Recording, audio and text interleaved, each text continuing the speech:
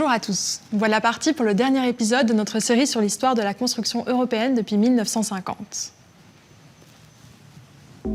Et dire que tout a commencé par un discours. Le discours d'un homme, Robert Schuman, qui avait pour objectif de rapprocher les nations déchirées par la guerre en leur donnant un but commun, la prospérité socio-économique. Le but ultime, garantir la paix sur le vieux continent. Le rêve de paix de Robert Schuman est devenu réalité. L'Union a même reçu le prix Nobel de la paix en 2012. Mais l'Europe n'a pas échappé à de multiples crises, en particulier dans la décennie 2010-2020. À l'occasion de ce dernier épisode, je vous accueille dans un décor tout à fait contemporain. Et si vous avez raté les autres épisodes, je vous recommande de commencer la série dès les années 50.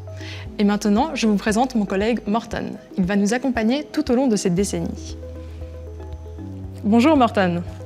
Salut Afsa. Comme on le dit de nos jours, me voilà connecté et donc d'autant plus libre pour surfer d'un événement à l'autre. Alors, ces 10 dernières années sont particulièrement riches en rebondissements. Un phénomène inédit apparaît en ligne. Des communautés digitales se créent et interagissent à travers les réseaux sociaux qui deviennent de plus en plus puissants. Les débats de société n'ont jamais été aussi vifs et se répandent à une vitesse extraordinaire. Chacun a désormais le droit à la parole. On assiste également à des soulèvements qui virent parfois à la révolution ou à la guerre civile.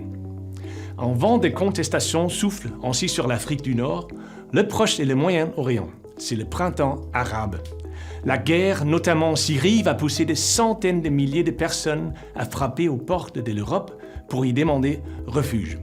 En Ukraine aussi, la tension est palpable et un conflit fratricide a des conséquences au niveau international.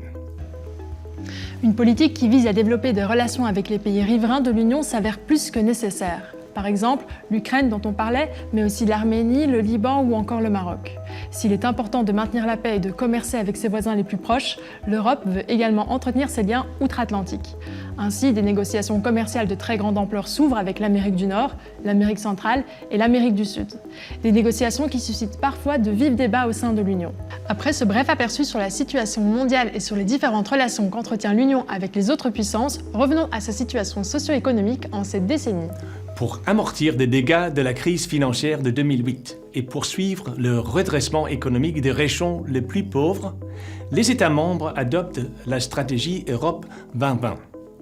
Ce plan sur 10 ans vise à améliorer les indicateurs de développement durable en matière de croissance, d'innovation, d'éducation, d'emploi et de protection de l'environnement, tout en augmentant la compétitivité de l'Europe au niveau mondial. Les régions participent activement à ce projet et bénéficient de plus de 350 milliards d'euros qui seront distribués au travers de la politique de cohésion et de ce qu'on appelle les fonds structurels. Pour que l'argent ainsi investi porte ses fruits, une stratégie dite de spécialisation intelligente est mise en place. Chaque région devra concentrer ses ressources dans des domaines d'innovation pour lesquels elle a des meilleurs atouts. Dans toute l'Europe, les administrations, les entreprises, les centres de recherche et les universités collaborent pour identifier au sein de leur propre région les secteurs d'activité dont le potentiel de croissance est le plus prometteur. Les territoires européens sont désormais scindés en zones montagneuses, urbaines, rurales, insulaires et peu peuplées. Pêche, tourisme, biotechnologie, énergie éolienne, sylviculture, etc. On investit au mieux et pour un mieux, là où c'est le plus profitable pour l'homme ainsi que son environnement. Et ça tombe bien, puisque l'Europe souscrit aux objectifs de développement durable des Nations Unies et qu'un accord historique est signé en 2015 lors de la COP21 à Paris pour limiter le réchauffement climatique. L'Union européenne doit être climatiquement neutre en 2050, c'est l'objectif du Green Deal. Pour cela, il faut promouvoir l'utilisation des ressources en passant à une économie propre et circulaire, et aussi restaurer la biodiversité et réduire la pollution. Tout ceci représente de formidables débouchés et donc un potentiel inespéré de croissance socio-économique aux quatre coins de l'Europe. Il est question d'investir dans des technologies respectueuses de l'environnement, de soutenir l'innovation dans l'industrie, de déployer des moyens de transport privés et publics plus propres, plus abordables et plus sains. Il faut décarboner le secteur de l'énergie, améliorer l'efficacité énergétique des bâtiments et travailler avec des partenaires internationaux pour améliorer les normes environnementales mondiales.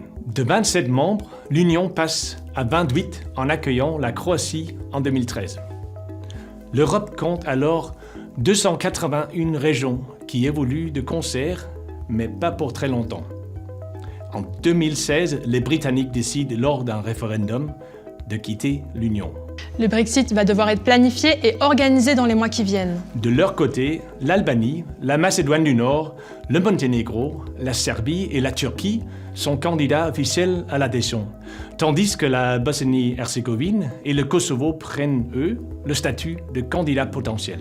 Un autre défi attend alors l'Europe. À la fin de cette décennie, l'épidémie Covid-19 va se répandre à travers le monde.